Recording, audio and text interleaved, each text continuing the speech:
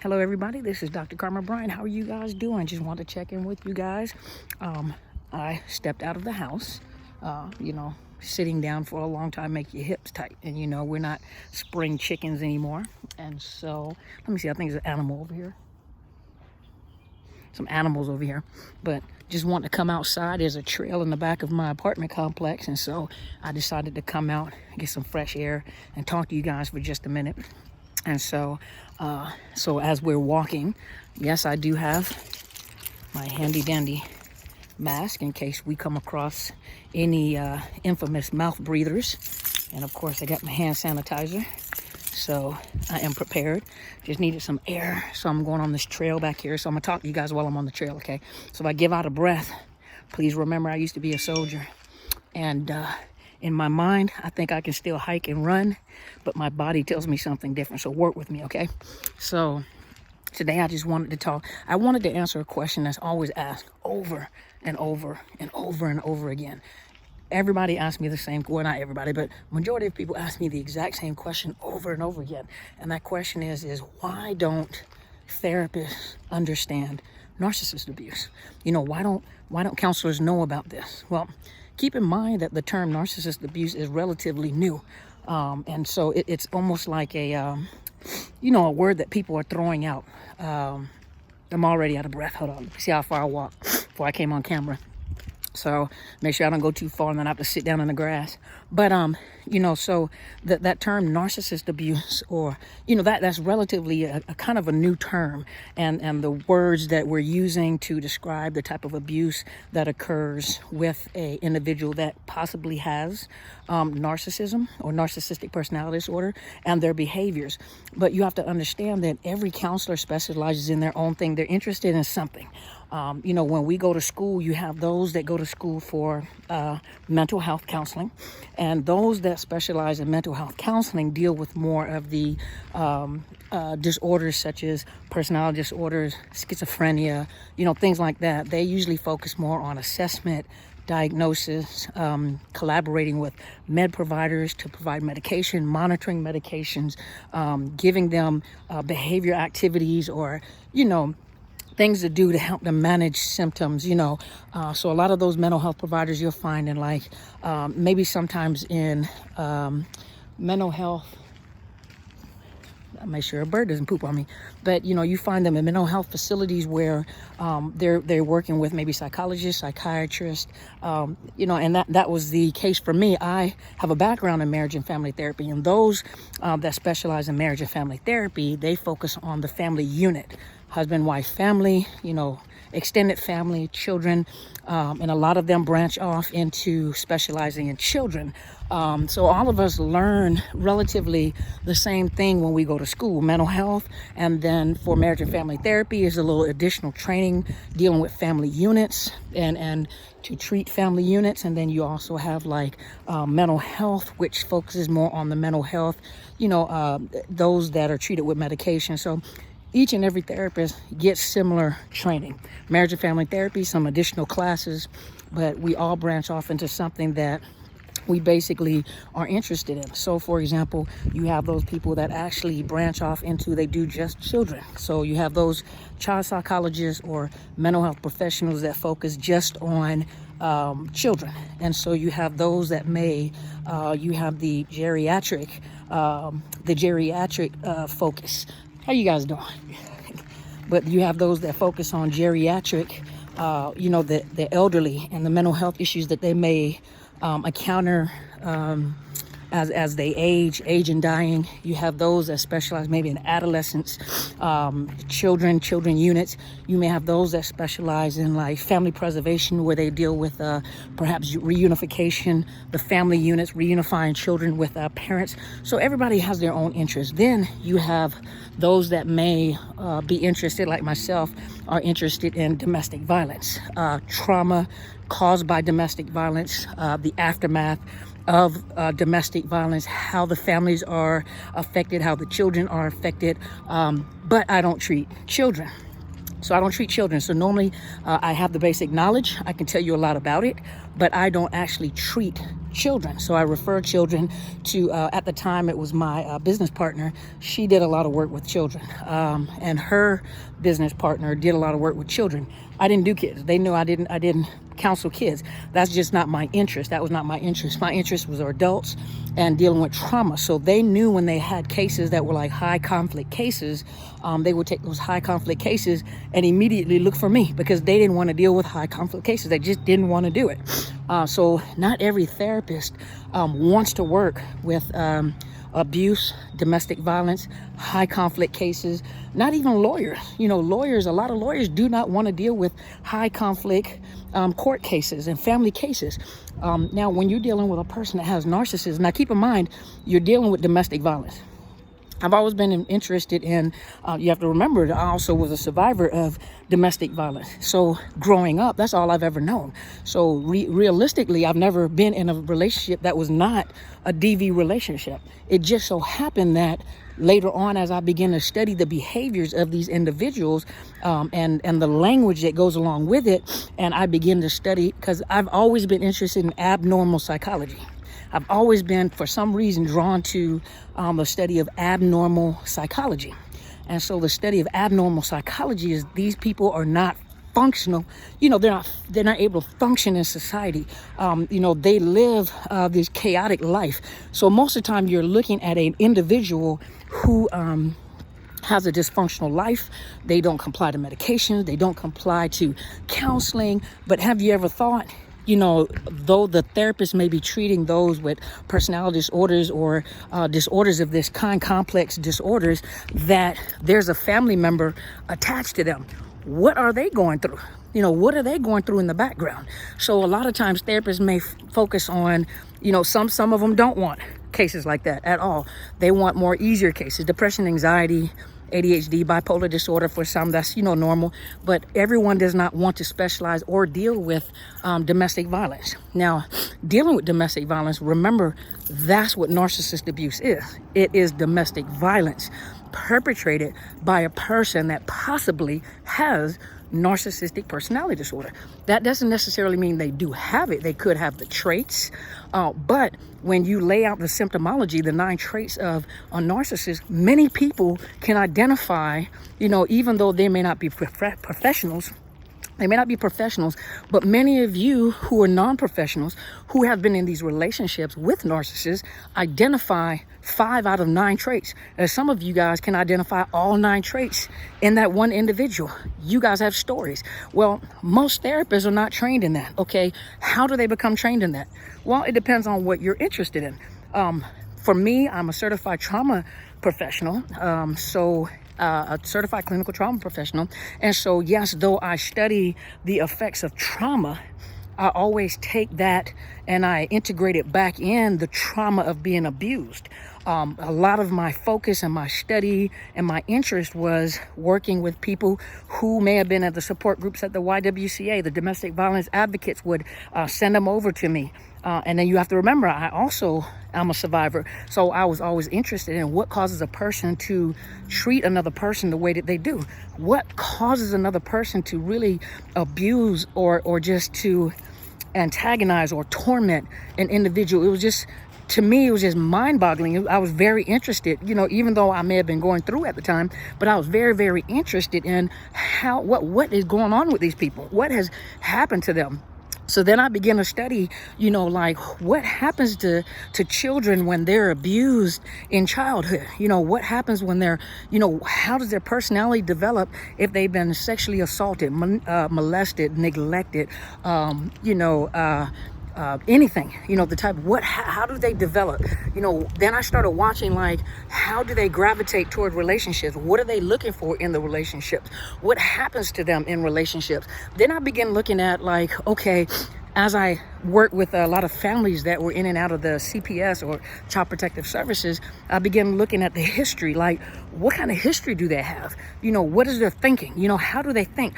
So I was very inquisitive. And so as I was putting this together and learning it, that's how I came up with the passion of really talking about narcissist abuse, because it was amazing that how can all these people from different cultures, different countries, different languages, different race, different sexual preferences and genders, identification.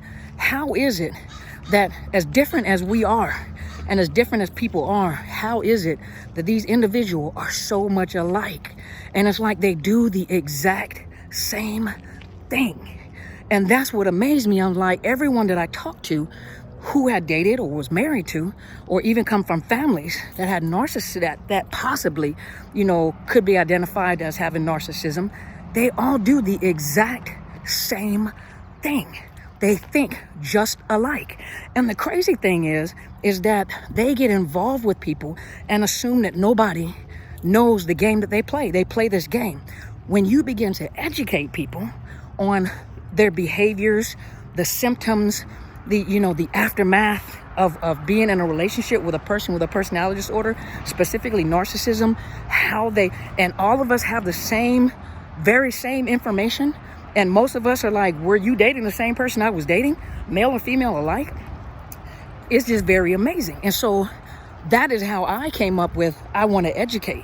That's how, but most therapists are not interested in that. So really, for the question of, why aren't therapists informed about this? Why don't they know? It depends on what their interest is and what they decide to study, because we are required, and I think it's nationwide, we are required as licensed and had a long day, but we are required as licensed professionals or certified professionals to maintain so many hours of continued education. Now, with my license itself, we have to have a certain amount of hours every 2 years for continued education. One of them in particular is ethics. One of them is law and ethics. One of them is just basic stuff, and the rest is your choices. I think it's like 32 continuing education, so you can pick and choose. Well, with my clinical certification, the requirement is every 2 years, depending on how many continuing education hours you take, or what you pay for 2 years and 1 year. You are also required to annually, or however you do the certification, provide continuing education about trauma. And so to study that all the time, to be interested in that all the time, to talk to people about it all the time, then to go look for courses that, so you're educating yourself. A lot of therapists are not interested in trauma. They're not interested in domestic violence. That's not what they're interested in. And so a lot of times therapists even become overwhelmed, especially when you're dealing with a narcissist. They become overwhelmed because a narcissist comes into session and takes over or dominates the session. You can have some excellent therapists, and I've met some excellent therapists that know how to protect themselves from allowing the narcissist to dominate the session, and they maintain neutral ground and everything. And they're I don't know whether they're effective in healing them, because obviously they're not healed, but they're pretty good at maintaining their boundaries and making sure that narcissist doesn't take control of the session. But you don't find those narcissists in session very long. They don't stay in counseling very long. And then if they do stay with the same therapist for a long time, do know that narcissist is manipulating that therapist. That is their nature. And I think Miss Jen Wilkerson, she is a therapist, and I had the pleasure to talk to her through email. But something that she said the other day, she under the live, she said it's like a dog's temperament. You determine the dog's temperament, and the dog's temperament doesn't change. That is the temperament of the dog. Just like the personality, once the personality develops, it doesn't change. You can't change that personality. That is a permanent character of that individual. That's how you identify that individual. And remember, people have narcissistic traits, but that doesn't necessarily mean they have narcissistic personality disorder. And so when they have narcissistic personality disorder, trust you me, it's causing problems in their personal life. It's causing problems in their, in their work environment. It's causing problems within relationships, but you also remember that narcissists are charmers. When you go up to the mid-range to higher narcissists, these are the sweetest people, the nicest people. These are the people that just take their shirt off their back. These are people that are honored in their community. I mean, just great people. And so, some of them have money. Some of them are handsome. Some of them are beautiful. They know the talk. They pick up on the language. They come to these videos and listen to these videos to pick up the language and learn just like you guys are learning. And so the more that they're learning, the more that they're manipulating the people that they're around. Police officers, therapists, law officials or court officials, family courts, but so they know how to manipulate as well. 9 times out of 10, though, when you get narcissists in a counseling setting, a courtroom setting, they wear folks out. If they wear people out in relationships, imagine what they're doing playing the system, playing the court system, playing the counseling system. Hold on, I think it was an owl. Oh, it's a pretty woodpecker. Got a little jackhammer up there. I would show you, but he's pretty cool.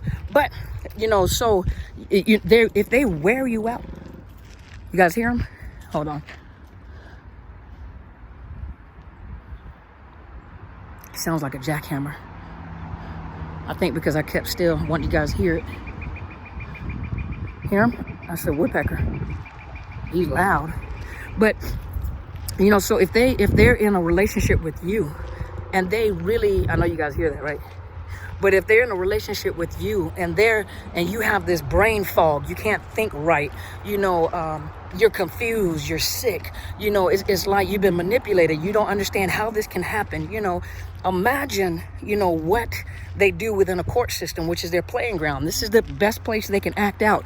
They comply.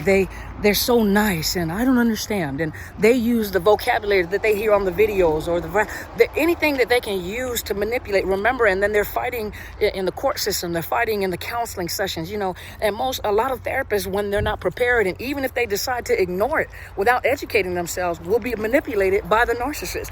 And a lot of times, if they don't get what they want from the counselors, they literally would tear up their practice, tear up their reputation, smear campaign, tear up their reputation, file complaints against their license, and so most therapists don't want to deal with high conflict cases like that. They don't.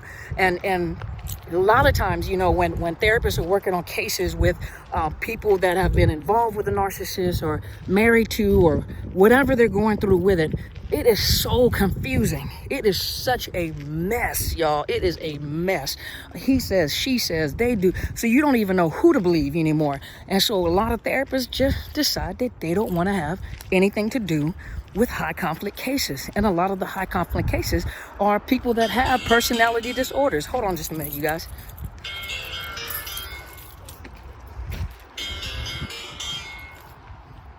Hold on a minute.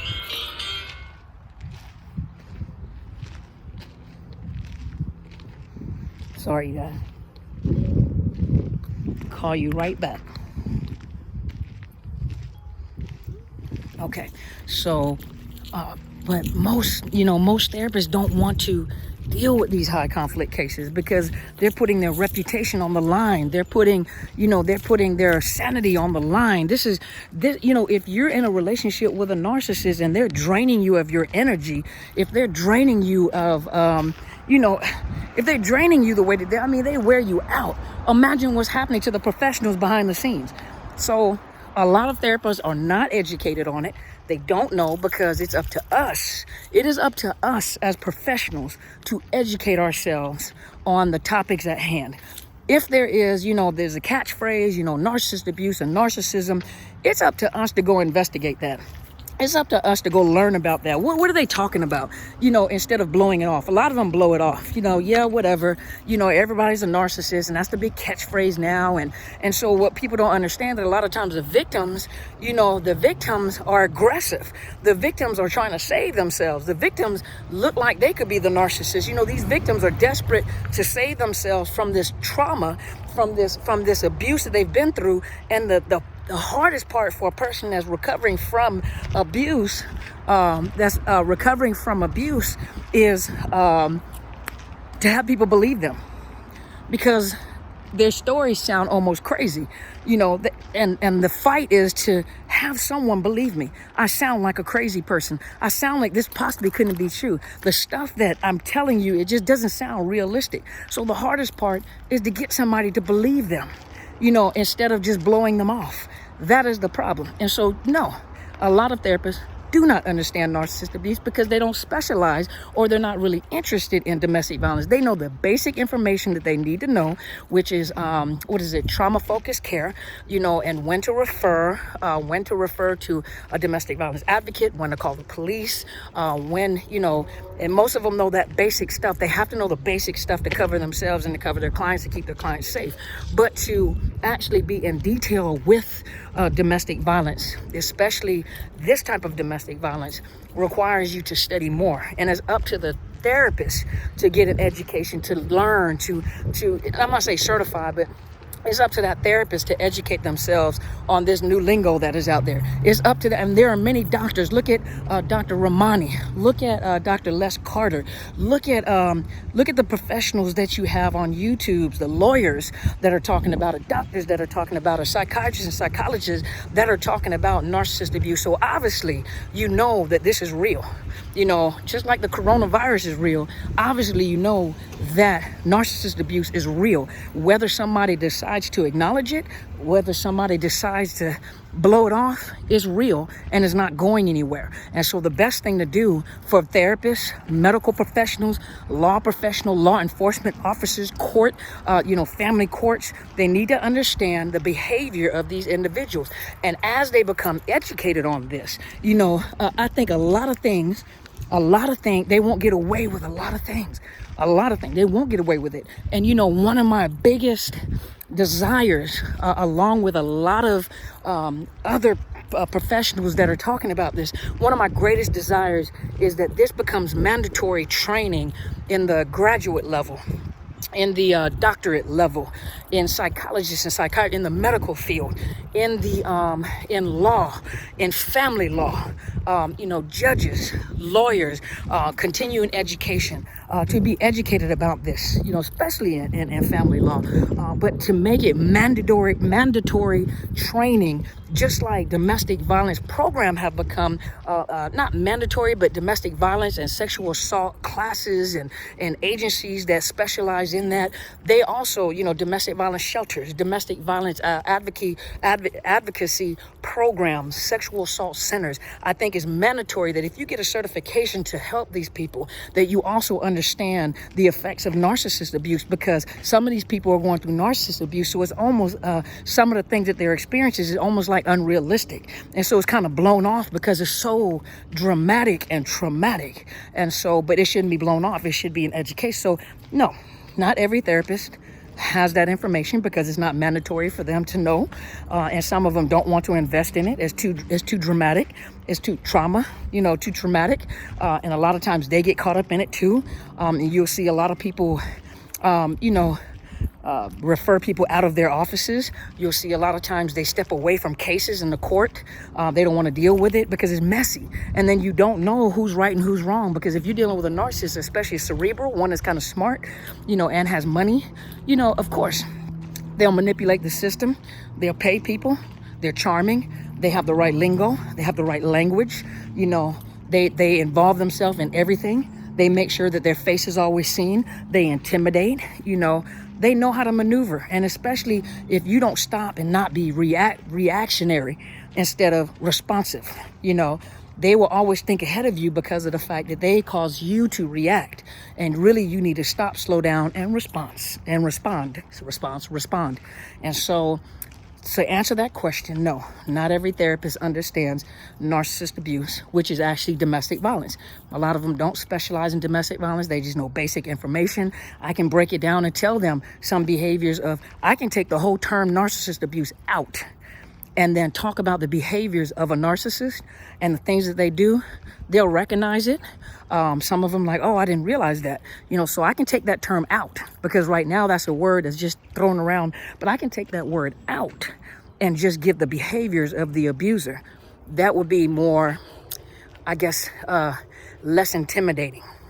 But it is what it is, and it's real, and it's not going anywhere, and it's getting worse. And so there you go. There goes the answer to that question. And thank you guys. I mean, many of you guys keep asking the question over and over again. So I just wanted to do a video, and I wanted to take you out on my little walk. See, there's a pond back here. And so there's a pond back here. All the trees haven't grown in yet. So look at that. Isn't that pretty? Look at that. That's the trail. So it's really pretty. I want to take you guys out with me, because, you know, we're not spring chickens anymore. I'm a big, giant eagle, pterodactyl.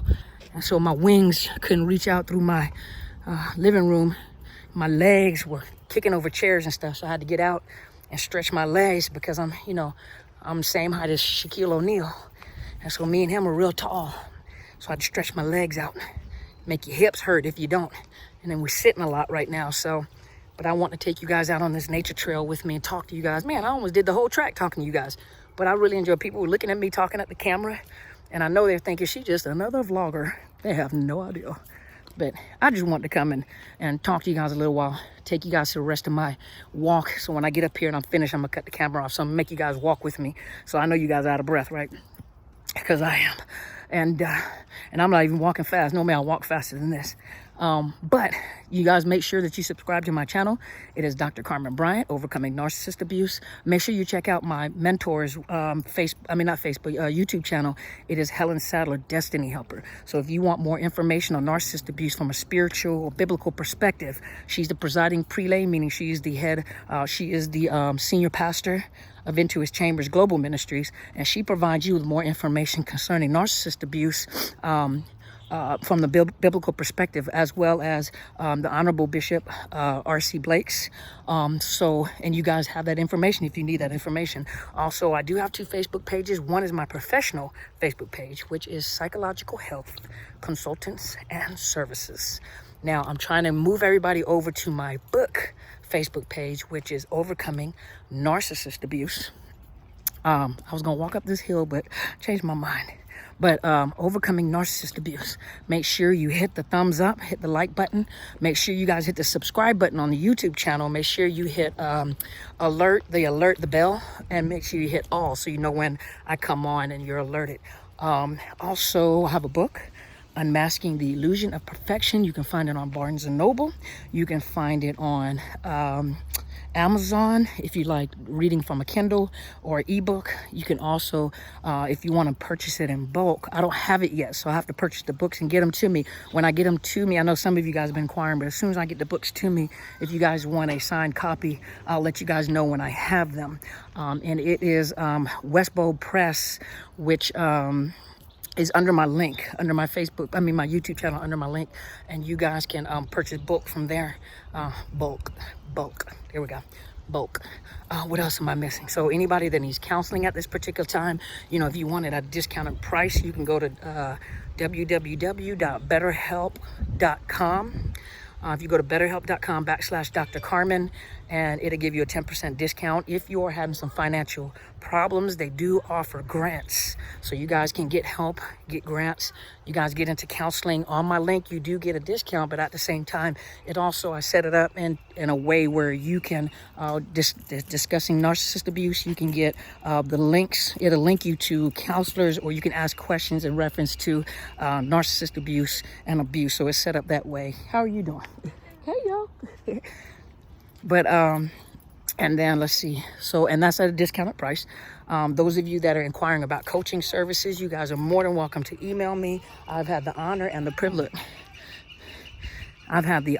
privilege of talking to many of you guys, amazing people. I am so honored. It's amazing to like put faces with screen names. You guys are amazing people. I really am honored to be able to provide you with services, and you guys are just amazing people. Thank you so much for trusting me with your needs. But you can also email me at Dr. Carmen Bryant, DrCarmenBryan ant@outlook.com, and I will provide you with my coaching fees. A lot of you guys are emailing me and asking me a lot of questions. That requires a consultation. So you make an appointment with me, and then you get my time, because I sometimes I just don't have time to read long emails. So you make an appointment with me, you are paying for my time, and I give you my undivided attention for 45 minutes or an hour. I get to stare at you on the screen like this, and we get to talk. That's what we do. So, but thank you guys so much for supporting me. We're going to finish this last lap, and then we're going to get off the camera, okay? So I'm going to pick it up. I'll show you guys I'm no punk. So, look. So this is without all the trees. There's water back there. So this is without all the trees. Let me see. I think I'm close to my destination. I feel like I'm in the military again. I'm rut marking through the woods. Lay down and start some suppressive fire over here, huh? So I can walk. I just had to slow down so I could talk and breathe and talk into the camera at this particular time. But I just want to take you guys out on a walk with me. I had to stretch my legs out. And then, I got to lose some weight now. We'll be sitting around in the house, come out looking like, hey, Kool-Aid, or like the Michelin Man. So I can't do that. I got to still fit in my outfits. And my shoes, you get too big, you can't even walk in your heels no more. Tear the heels up. I got some nice heels. So let me look. Let me know where my apartment at. Let me look around. Where am I at? Let's see here. Where am I? That's a shame. I don't even know where my apartment is. Oh, I just passed it. Yeah, I'm not gonna turn around. But look, see? I'm gonna have to walk through these woods. So we're almost finished. We're almost finished, you guys. Come on, hang in there. Come on, pick up the pace. Pick up the pace. Come on. Come on. I would jog, but I'm not going to embarrass myself on camera. Okay. I'm going to walk up, hike up this. So I'm going to turn the camera off, okay? So come on. Y'all pick up the pace. Let's walk up this hill. And walk up the hill. All right, y'all. So that's it. I finished our walk, finished our talk. People stared at me like I was weird. But thank you guys so much for joining me. You guys stay safe and go be great, okay?